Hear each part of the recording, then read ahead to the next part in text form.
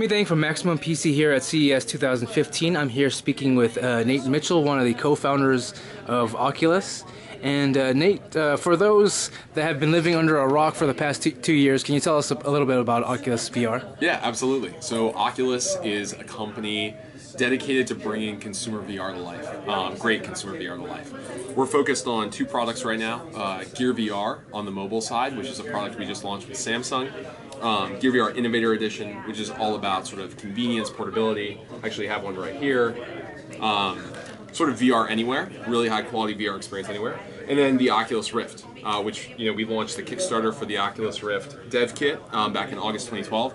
And since then we've been working on different iterations of the hardware. We debuted Crystal Cove, there was DK2. We now are showing here at CES 2015 Crescent Bay for the first time publicly. And all of this is sort of leading up to the consumer launch of the Oculus Rift. Okay, and when can, I have to ask, when can we expect to see that? No release date at this time, unfortunately. It's the question we always get. We're on a good track though. Okay, I feel like I could just talk to you forever. I mean, so you guys started with on Kickstarter, project on Kickstarter. Yeah. There was some controversy when you guys got bought out by Facebook. There was some controversy. Do you think a lot of that has sort of is that sort of hatred gone now, or? I think the hatred. I think a lot of the initial anger has subsided, but I think that people are still. I was actually just reading some comments on the web today about some of the the interviews and announcements we've made here, and people are still skeptical of Facebook, let's say, and skeptical of the relationship between Oculus and Facebook. I think a lot of that initial gut reaction, again, has gone away, but people are still skeptical that Facebook isn't going to sort of poison Oculus. Now, all that said, I think in the last almost a year it's been since we announced the acquisition, things have gone incredibly well. And I think people would be hard-pressed to point to anything that Facebook or Oculus has done that has been different from our original mission. We open source DK1, SDKs stayed largely open source. We've ramped the team way faster than we would have been able to otherwise. We've been able to do two products simultaneously. We're recruiting the best team in the world: Carmack, Abe Rash, Brendan Reeve, Mike Lansinoff. I mean, it's an incredible group. And yeah, I think the onus has always been on us to prove that it was the right decision. But when we looked at whether it was the right decision for us, we really framed it against one question, and that was what is the best thing for VR? How do we get consumer VR to change the world? And joining forces with Facebook just seemed like the obvious way to do that. Okay, and what do you have to say about some of the naysayers that say, oh, we're going to see the misuse of ads all over the place in VR? That's kind of the last thing you want to see. I mean. To the naysayers, I say not much, because I really do think actions speak louder than words. And I think that we will prove them wrong over time, and it is totally fair for them to be skeptical. They should be in the meantime, and we're going to come through in the end. So. Okay. I think I read a while back that Mark Zuckerberg said for VR to be meaningful, he was hoping to sell it to I think it was 50 million people or something like that. Don't quote me on that number. But it was something quite lofty. What do you think about that?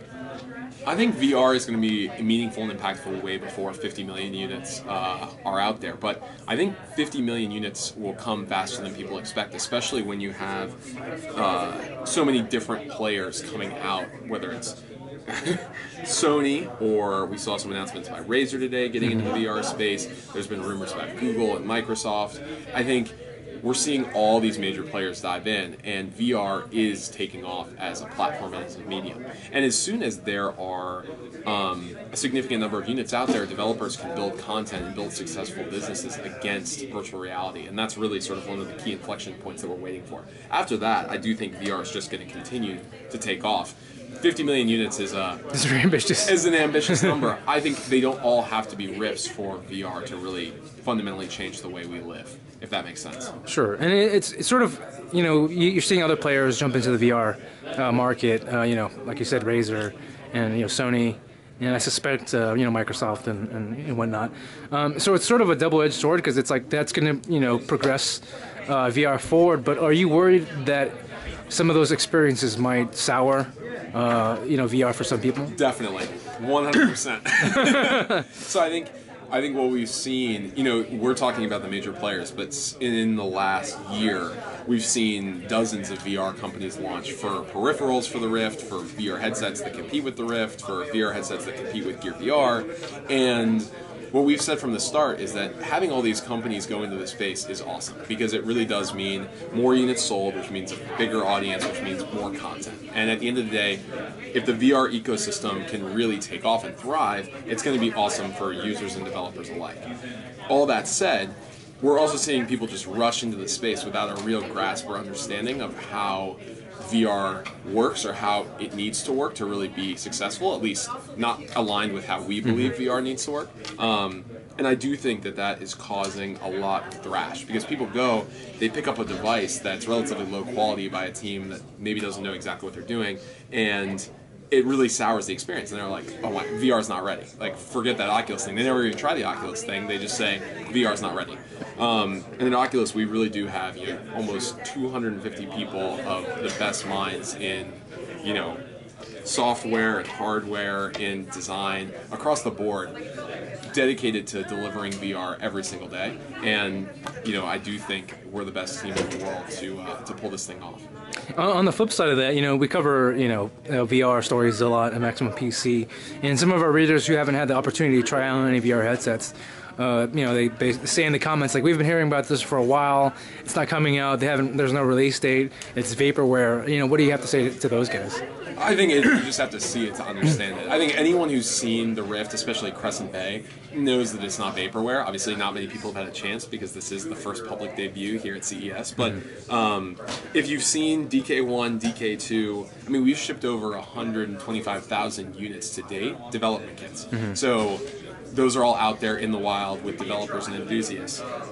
Gear VR, it just launched, it's sold out. You know, we have Crescent Bay here at the show. You try it, and you understand what this whole thing is about. But until you try VR, and I think for some people, you know, you try DK1 and it's this taste of VR, but it's like, that's not going to work. We've got a long way to go. You try Crescent Bay, and it's a fundamentally different experience, and you get it. You can suddenly, you don't have to extrapolate so far. You understand why VR is going to be so impactful and why it's just around the corner rather than far out. So I would say to them, stay skeptical, but when you have the opportunity, go see it, and you will understand why this is so important, especially for games. Okay. Do you mind if I ask you some questions about the technical specs of it? Are you guys targeting a 2560 by 1440 resolution? We don't, or we aren't talking about the display in Crescent Bay.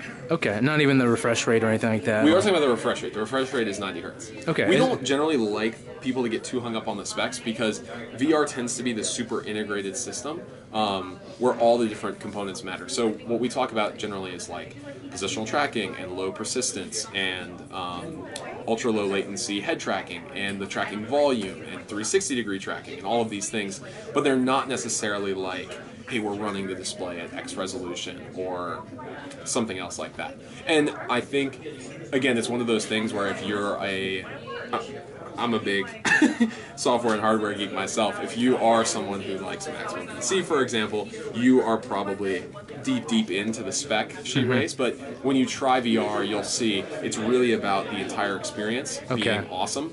And no one knob is fundamentally going to change that. Okay. It's kind of interesting that you're okay with talking about the refresh rate, but not the resolution.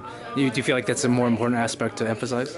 The only reason we talk about the refresh rate is because of low persistence. So low persistence is a technique where we actually drive the display at an extremely high refresh rate and blink the backlight pretty frequently. So basically, rather than the display being written and then staying static and then being written again and then staying static, we're actually able to decrease the overall latency of the system by driving it much faster and turning it off. So we write the display, show it, turn it off. Write the display, show it, turn it off. And we do that much faster, which means that it's right much more of the time, right? Instead of right, wrong, right, wrong, it's right.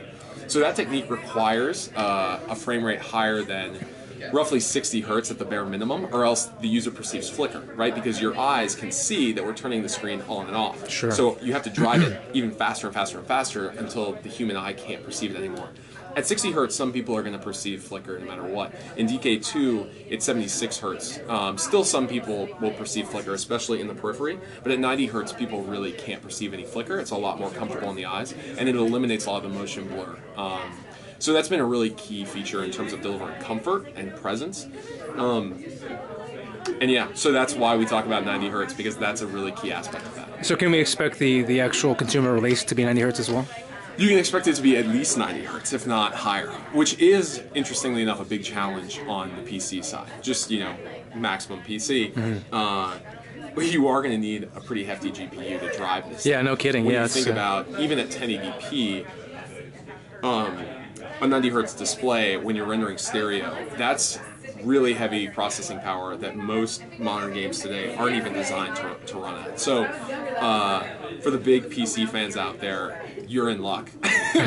You're going to need a great rig to power the Rift. And over time, we do want to bring that to lower-end hardware, but to really get the quality of experience and fidelity that we want to deliver, especially for V1, it is going to be a high-end card. And the machines that we're using today for the Crescent Bay demos, they're running on NVIDIA 980s. So very high-end cards even today. Gotcha. And we have DK1 at the office and DK2 as well. I just tried out the Crescent Bay today.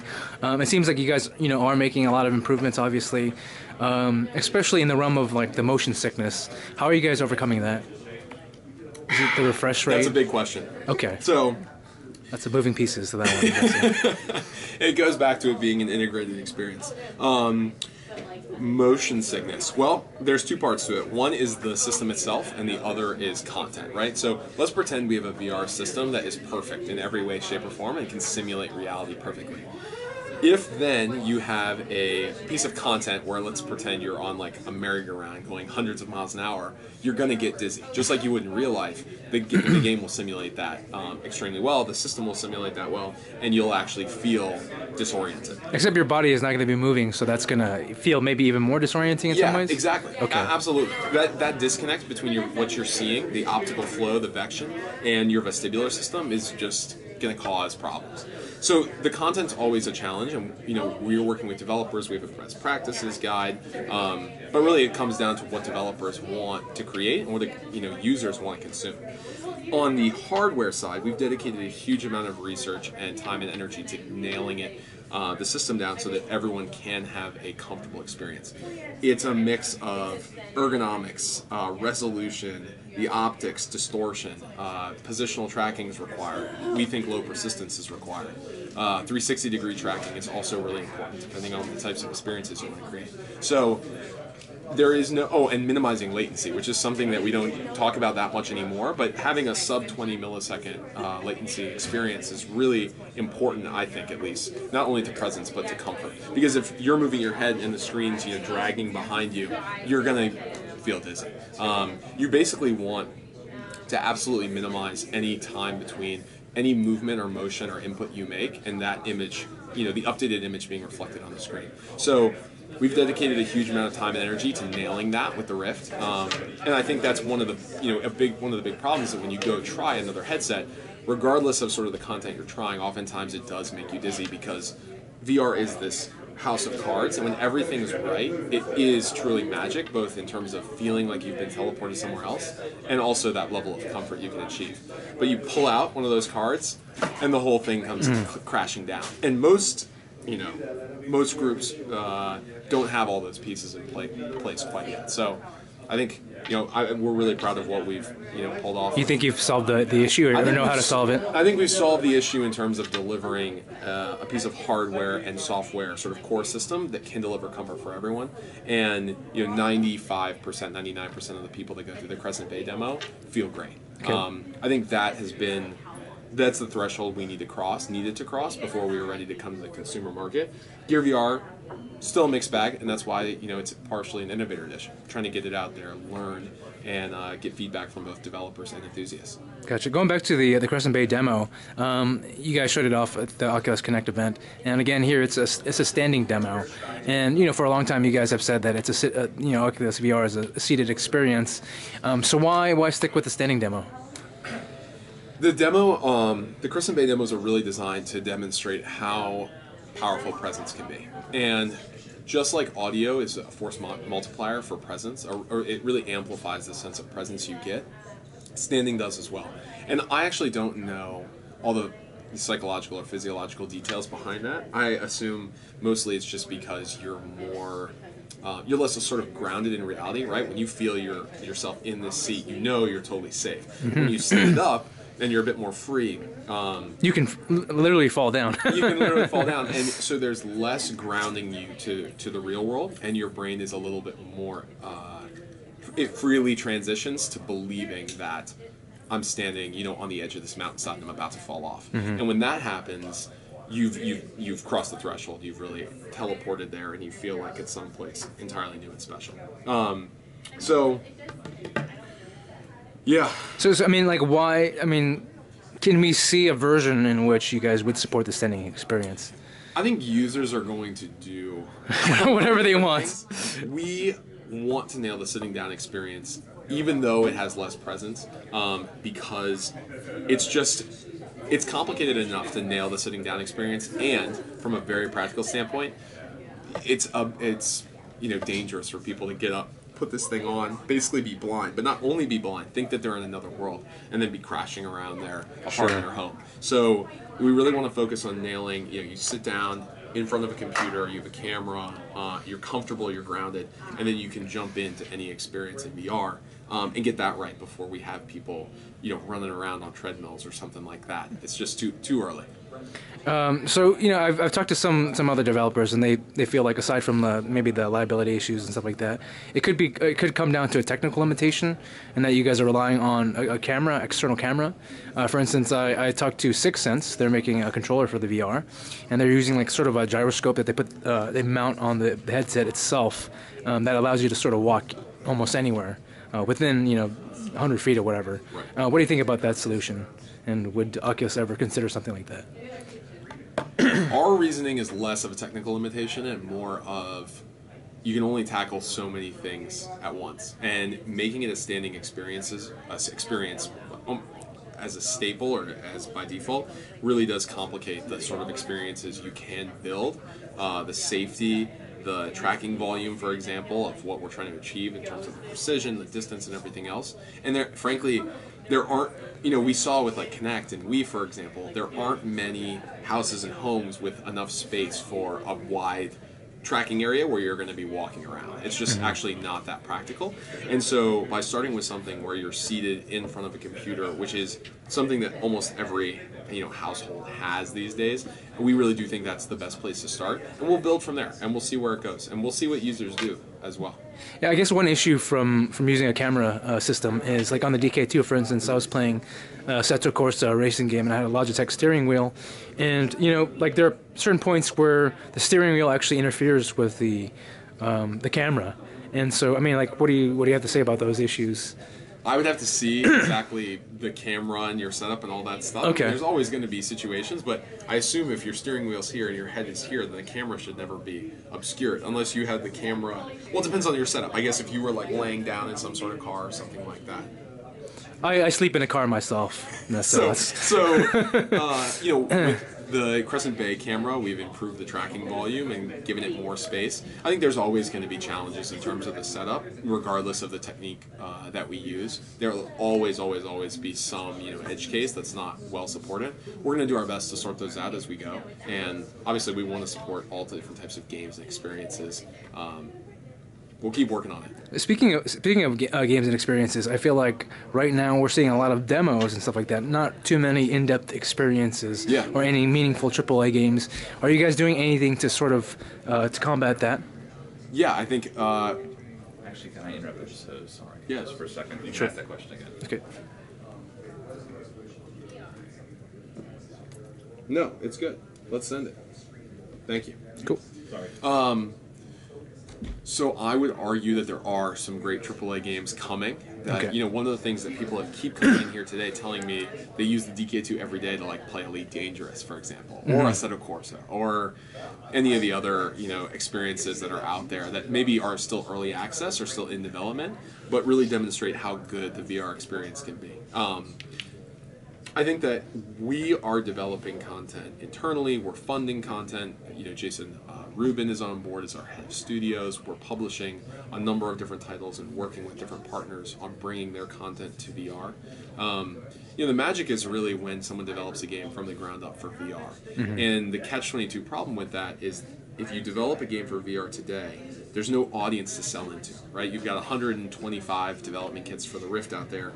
That's not enough money if we start a game company, build a game, to recoup our investment. And so what you need is a bigger audience so that developers can sell their content. Sure. Sort of a chicken and egg situation. Exactly. So I think what we need to do and what we continue to do is seed the market, help developers de-risk by helping fund or publishing content in a lot of different ways. Developers have different needs, whether it's funding or marketing support or just support, you know, figuring out how VR works. But we're really committed to cracking the code there. And the other big thing that we talked about before is that the more players that are in the space, the more units that are out there, and that means more successful developers building more great games. It is going to take a while for us to get to really, you know, a vast array of high quality AAA titles for VR. That's okay. That's the reality of the situation. You know, we barely know the grammar and language around designing VR games, and so it's going to take us a while to figure out what works, what doesn't, and it's going to be a fun time to experiment and like live on the cutting edge with game developers as they figure it out. Okay. I mean, speaking of which, do you even know what the best way to control VR is or to play VR? I know you guys recently acquired Nimble VR. Yeah. I had a chance to talk to them. It's sort of a Leap Motion kind of experience where you mount the camera on the headset itself and you can see your hands and things like that. Then, you know, as I mentioned before, there's Sixth Sense with sort of that Razer Hydra experience. Is that like what is the best experience? How do you best? Is there a universal thing, or is there going to be like multiple controllers? It's a tough question. I feel like it's sort of like the Wild West. Like, I'm confident the headset and all that stuff is going to be there, but the controller is the big question. And I think nobody, as far as I know, maybe you guys know internally, there isn't really a silver bullet solution quite yet. Yeah, I don't think anyone has cracked the code quite yet. And I think that's something we've been saying for a long time. Part of that's because no one had a reason to develop an input device truly designed for VR until now, right? I mean, with the Rift and the Morpheus and some of these devices coming online, all of a sudden it's like, wow, we need a great VR input. What is it? I've talked to a lot of different people today. Everyone has different ideas. You know, wands, gloves. You want not only input, but you want output. You want haptics. Sure. And be able to like feel the things that you're interacting with in the world. Some people want just, you know, optically tracked hands, naked. There's different advantages and disadvantages to each. And it's input something that we've been researching and investigating really heavily, trying to get something where we feel like it's going to deliver a great VR experience for everyone and enable a lot of different types of unique VR content. It's a really hard challenge. We really don't have any major announcements to make right now, but I do think that there's a lot of hope in that space for great things to come, and you know, we'll continue to share our progress as we go. Cool. All right. Do you have anything else you wanted to tell our readers? No. Thank you, guys. I hope you guys have a chance to try it soon. All right. Thank you for the in-depth interview. Yeah, my pleasure.